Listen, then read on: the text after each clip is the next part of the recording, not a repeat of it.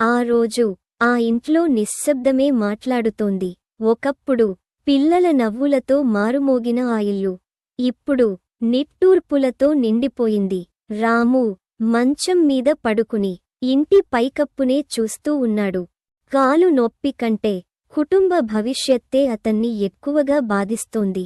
కొడుకు ఇంటి ముందు అరుగుపై కూర్చుని ఇప్పుడేం చేయాలి అనే ఆలోచనలో మునిగిపోయాడు. భార్య వంటగదిలో కన్నీళ్లు దాచుకుంటూ వంట చేస్తోంది. చిన్న పిల్లలు ఏమీ తెలియక అమాయకంగా ఆడుకుంటున్నారు. కాని పెద్దల గుండెల్లో మాత్రం ఒకటే ప్రశ్న, ఈ కష్టాల నుంచి ఎలా బయటపడాలి? అంతలో ఇంటి ముందు ఒక బైక్ వచ్చి ఆగింది. అయ్యో బావా అంటూ ఒక వ్యక్తి లోపలికి అడుగుపెట్టాడు. అతడే కొడుక్కి మామ. రాము పరిస్థితిని చూసిన క్షణం అతని కళ్లలో నీళ్లు తిరిగాయి. రాము దగ్గరకు వెళ్ళి, ఏమయింది బావా, ఇంత కష్టం వచ్చిందా అని బాధగా అడిగాడు. రాము చిరునవ్వు నవ్వే ప్రయత్నం చేశాడు. కాని ఆ నవ్వులో బాధే ఎక్కువగా కనిపించింది. మామా కొడుకు దగ్గరకు వచ్చాడు. కొడుకు తలవంచుకుని నిలబడ్డాడు. ఏమీ మాట్లాడలేకపోయాడు. అతని కళ్లలోని కన్నీళ్లు అతని పరిస్థితిని చెప్పేశాయి. మామా నెమ్మదిగా అతని భుజంపై చేయి వేసి అన్నాడు, నాన్నా భయపడకు, నేనున్నాను. ఈ కష్టం ఇక నీది ఒక్కదాని కాదు. ఇప్పటినుంచి మనిద్దరిది. మనం కలిసి పని చేద్దాం. మనం కలిసి పంటలు పండిద్దాం. ఆ మాటలు ఎండిపోయిన నేలపై పడిన మొదటి వాన చినుకుల్లా కొడుకు మనసులో మళ్లీ ఆశను నింపాయి.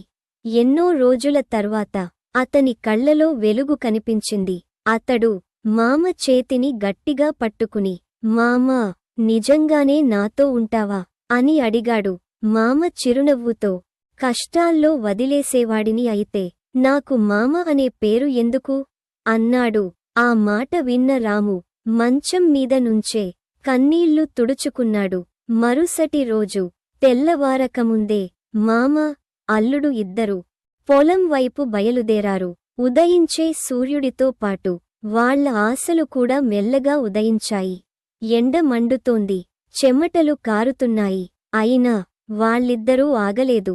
ఒకడు నాగలి పట్టాడు. మరొకడు విత్తనాల సంచి మోశాడు. నేలను దున్నారు. విత్తనాలు వేశారు. ప్రతి గింజను ఒక ఆశగా నేలలో నాటారు. రోజులు గడిచాయి. వానలు వచ్చాయి. కొన్ని రోజులు వాన కోసం ఎదురుచూశారు. మరికొన్ని రోజులు ఎక్కువ వాన పడుతుందేమో అని భయపడ్డారు. రైతు జీవితం ప్రతిరోజూ ఒక పరీక్షే.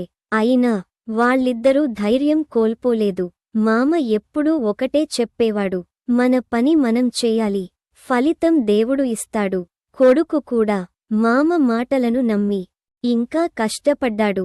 కొన్ని నెలలు గడిచాయి. ఒకరోజు పొలం మొత్తం బంగారు రంగులో మెరిసిపోయింది. పంట బాగా పండింది. ఆ దృశ్యం చూసి కొడుకు ఆనందంతో మామను గట్టిగా హత్తుకున్నాడు. మామా, ఈసారి మన కష్టానికి ఫలితం దొరికింది అన్నాడు. మామ కూడా ఆకాశం వైపు చూసి, దేవుడా ధన్యవాదాలు అని మనసులో అనుకున్నాడు.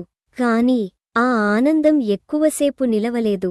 పంటను మార్కెట్కు తీసుకెళ్లిన తర్వాత వ్యాపారి నోట వినిపించిన ఒక్క ధర వాళ్ల నెలల తరబడి చేసిన కష్టాన్ని ఒక్క క్షణంలో నేలకూల్చేసింది.